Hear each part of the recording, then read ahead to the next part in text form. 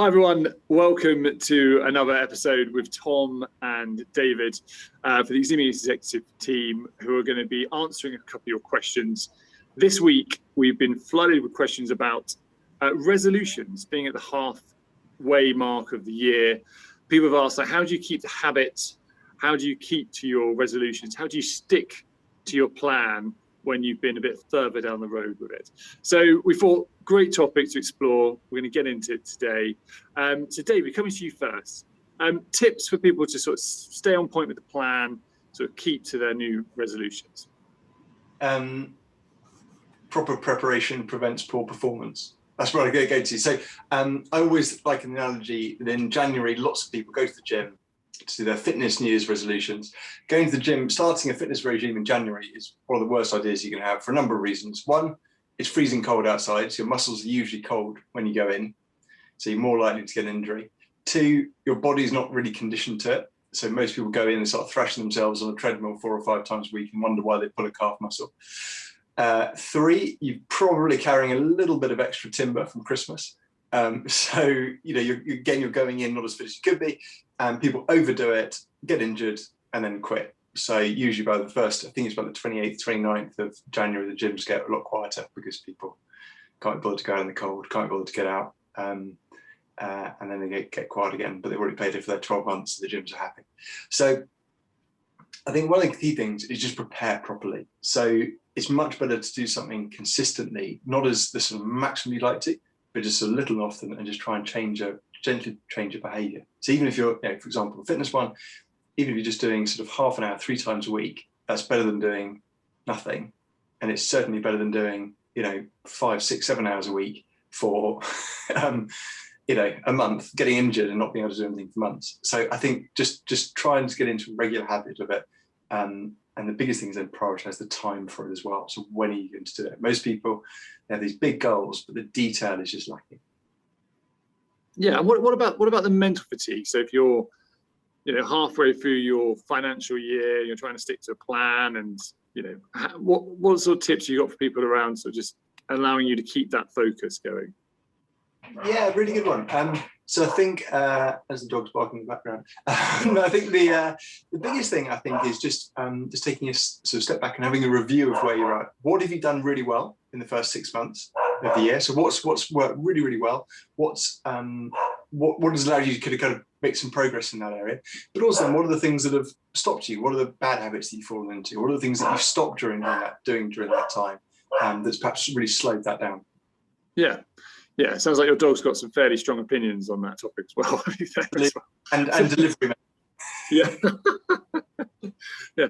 And Tom, what's your thoughts on sort of keeping to the plan, especially this stage where fatigue's setting in, people maybe want to deviate from the plan a little bit, or what's your views? Yeah, it's quite different to David's, interesting enough. I think it's about recognizing, Nick, that things have really substantially changed. And so I think certainly the plan that was 12 or 18 months ago before the lockdown, I think is pretty much for most businesses completely and utterly changed. So what I've done, and I challenged myself, as you well know, by running the pub, basically to challenge my own thinking, to try and take as much perspective from other people as possible about what has changed. And then I've actually radically changed what I'm doing. I mean, really radically. So, and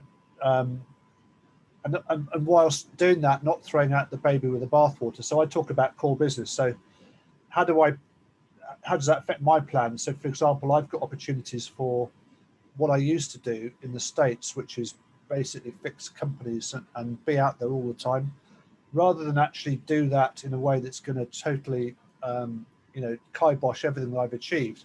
I'm sticking to my plan, which is actually to outsource some of that stuff, provide some oversight, which plays to my strengths, but preserves what I've achieved in terms of developing some local businesses.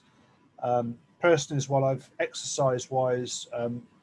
The other thing I think is there's some stuff on social media. I think there's a lot more text communication taking place. So which is actually very revealing around wokeness. So I've really taken it upon myself to challenge myself, and I've just written a book in the last 2 weeks, which I'll force down your neck at some extortionate price over the next few days. And so I think I think the challenge with this is to acknowledge what's changed. And I've come up with a list of 7 things which I think are sufficiently broad without being prescriptive, which I really challenge myself against. And then when something new comes into the fold, Nick, do you do it or do you not do it? And I use the analogy of taking the knee. The challenge is if you're half-hearted about taking the knee, then you definitely shouldn't do it. So there's an issue with integrity when things come our way. And I think there's also a lot I've observed practically, following on from what David just said a bit, around things that have been unsaid over the last sort of 12 or 18 months. So when you actually restart conversations, things we need to re-energize the skills to have difficult conversations. So yeah, I think it's really exciting actually. I'm really, oddly enough, whilst the world I've just described isn't anything like what I used to consider as being successful, I've never felt so complete in terms of what I've been doing, and I intend to stick to that. And I think Jordan Peterson says something about when you find yourself feeling right in the cosmos, then you've got some idea that this is working. And so in the background as well, I'm also maintaining some of my turnaround relationships, which I've had for donkey's years, even though there's not much work in that space. And I think overall, there's definitely something about the current environment. Everyone's talking about data, Nick. I think historically we've been looking at the wrong things. And I'm really beginning to understand that it's got nothing to do with data. It's got far more to do with relationships. It's far more about doing the right thing. It's far more about local. It's far more about being blatant about making profit. We have to make profit. And it's all these sort of relationship things that we talk about. So having put this into practice, I'm really fired up and learning a huge amount, oddly enough, as well. So, really getting some good results. So the challenge is for me to stick to that, Nick, not drop the exercise, not drop, these things off the list. And when things come my way, being quite clear about, yes, that might be an expedient route to make money, but actually, is it going to screw up everything else I've achieved over the last 12 or 18 months, whatever it is? So yeah, and how are you holding yourself accountable to make sure you keep those things, you keep to that plan? Yeah, good question. So, I'm pretty clear about what the top 7 things are, Nick. So I mentioned that's the basis of my plan.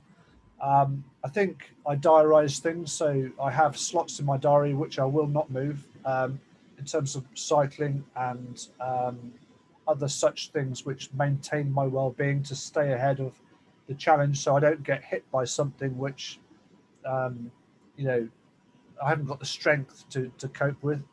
I've been quite disciplined about, when I've written the book, I've been very disciplined about the time in the day I'm writing the book, because writing a book's a nightmare because it can just overtake your life. A very, very good friend of mine spent 18 months, but I set myself 2 weeks and a slot to do that, and I've done it.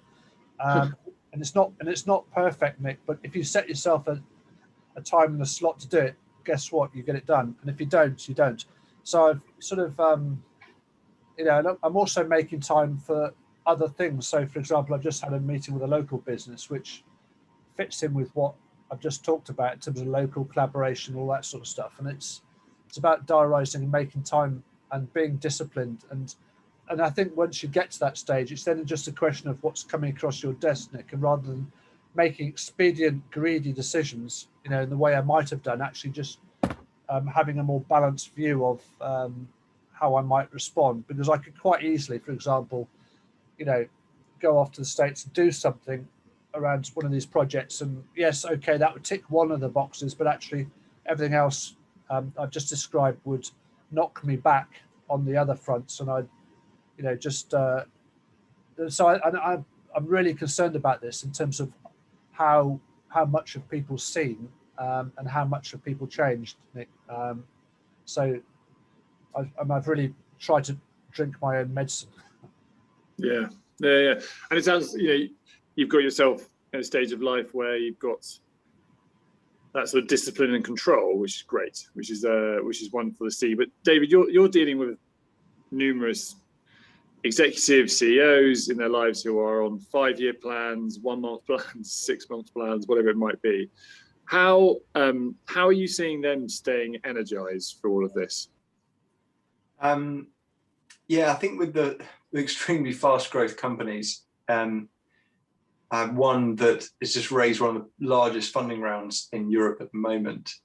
And already they've been told to sort of, it's 9 months to go to the next funding round. So that is an incredibly short amount of time to execute on things. And I think the brain can very quickly get overwhelmed by enormous challenges. When you look at what you've got to accomplish in the next 9 to 12 months, there's some huge goalposts there. And the brain was slightly overawed with that. So I think it's really boiling it down to what do you need to do each month? Just setting little targets each month, each week of what needs to do that's going to move you towards that dial. And most of the time, people have a lot more time than they think. But the problem is that, probably as Tom was alluding to earlier, that there's lots of urgent things that sort of crop up that can completely distract you from what you actually should be doing. And that's the biggest challenge that people have, is they're always busy with things, but they're just often not busy with the right thing. And when you go through someone's diary and say, right, tell me what your goal is, tell me what you're trying to achieve, and then go through your meetings and tell me which of those meetings helps you achieve that goal. There's a tiny bit less ink in the pen afterwards, because most meetings aren't actually linked to the overall goal, or they sort of are, but via a whole load of different ways that could be totally streamlined. So I think it's being really clear on where you're trying to get to and being ruthless with the diary. And how many leaders do you think are coaching the tiers below them with that mindset as well? We had a very interesting meeting a couple of days ago. We're trying to, in one of the companies I work with, we're trying to get a real kind of sense of personal responsibility for your own work. So in a lot of companies, people do their work and someone else is sent off to somebody else to check. And it's sort of kicking the responsibility can around so that it's quote unquote not my problem, or it wasn't my thing, I didn't build it, or I didn't do it. It's really interesting. But this new chapter in the company said, I don't see how this is going to work. I don't see how you can get people to take responsibility. And it's like, that's a scary thing to have. You think, well, if they're not taking responsibility for their own lives and their own work, then this is going to be doomed to failure pretty quickly. Because if they're not, who is? And that person's going to short of sight be burned out and in a whole lot of trouble soon. So it was really just saying, to do that, you've got to really trust people. You've got to set really clear parameters of where their responsibilities lie and what they can make decisions on and what they can't. And most of the time, if you make decisions for everybody, or there's somebody making the decisions, it just stifles creativity, innovation, drive, passion, engagement, all go out the window, and you just get a very monotonous workforce. So it's one of the things we're really trying to do with this company. It's going to be an interesting one over the next few months. The CTO of the company has already said, if you make this into a book, I want royalties off it. I love that. And Tom, how important is sort of reaffirming the vision constantly for you and the teams you work with? It's absolutely critical, Nick. So I think it's about looking at it through the right lens. So a business owner I've just been with just now, I shared that it's just started up another venture, and as I said, look, it's important to understand what the good looks like as an outcome, because unless you've got what good looks like as an outcome, then you don't, if you get there, you exceed it. You don't know how or why you were successful. So I think it's, we had a discussion around actually what's the core business, what fits, what doesn't fit, and really being quite granular about that, because as David just said, it's about as much about saying no to things. And the problem is, I think, and there's an amount of discipline, and you don't know, Nick, exactly who you are and what you are until you've actually said no to things, and then you can discover what your business is all about by being clear about that. And what's exciting about that is when you start walking in that space, you start discovering things which you've never seen before, rather than going for the cheap shortcut expedient stuff, but which may, in a lot of cases, in my view, are ethically quite questionable. I think a lot of the tech stuff is ethically quite questionable, but it's expedient. So I think it's about having that courage and discipline to stick to that. And I think the other, just pick up one of the points David just made, is about making sense. David's talked about responsibility, but actually about making sense of the dialogue that prevents responsibility. So, for example, the victim culture around wokeness, which is an element of what you just talked about there, David, around not taking responsibility or blaming others, is absolutely core to wokeness. And it's not saying that someone is right or wrong and talking from an ego perspective, but it's positioning that in a way that you can depersonalize it, talk about the dialogue, and then address it without it becoming inflammatory, Nick, which I've noticed is what I think is the becoming increasingly critical leadership skill to navigate what's happening at the moment. Yeah, I totally agree. And David, what about people who are doing well, feeling they need to change things up? There's always, as a leader, I mean, when you've got a fast growth company, you haven't got time to think, right? So that time flies by, it's brilliant. But actually, if you're a business without that level of urgency in your life and things are going well, it's also an area where mistakes can be made just through assumptions that it will continue being this good, right? And you can see motivation sort of drip off. What advice have you got for those people and those sort of businesses and teams right now who are, feel like they're doing well but feel like just going through the motions? Yeah, I think sometimes it is a bit of a shake-up. I think, you say, people just fit into habits and patterns, and the weeks and months go by, and small incremental progress, small incremental growth, which is great, it happens, and everyone sort of goes home happy. But it just stifles everything. So I think one of the things I say to people is, if you were to start the business now with a completely blank sheet of paper, what would it look like? Because that just sort of cuts through a lot of the noise of, it looks at sort of revolution as opposed to evolution in terms of business, in terms of what they should be prioritizing. Has the market fundamentally shifted since when they started the business, and have they just been blowing along in the wind with it, as opposed to really out in the front leading it? And one of the things I really like about Amazon is that they run it as a sort of day one business. That's always their mantra, isn't it? That, if we were doing this on day one, what would we be doing? And I think that really helps with innovation and helping people to just try things, give it a go, have some ideas that might seem really out there, but giving it a go. And I think that comes from an attitude from the top, and you've got to really back that and really sort of nurture that and promote it within the business. But I think have that sort of, if we were to start the business again, blank sheet of paper, what would we be doing? What would the business actually look like? And that can lead to some very tough decisions. Yeah, absolutely. I definitely think fatigue of some of the lockdown. There are people who have fallen out of love with what they do, right? Yeah. But deep down they love what they do, right? And they're looking for someone else to fix that problem, and they've got to fix it. They've got to fix it themselves. But I definitely think that's a topic we should address, like how to reflect inwards to get that motivation back in your life if you've gone through that either rut of disappointment or continual success. I think you can. I've met depressed people down here and up here, right?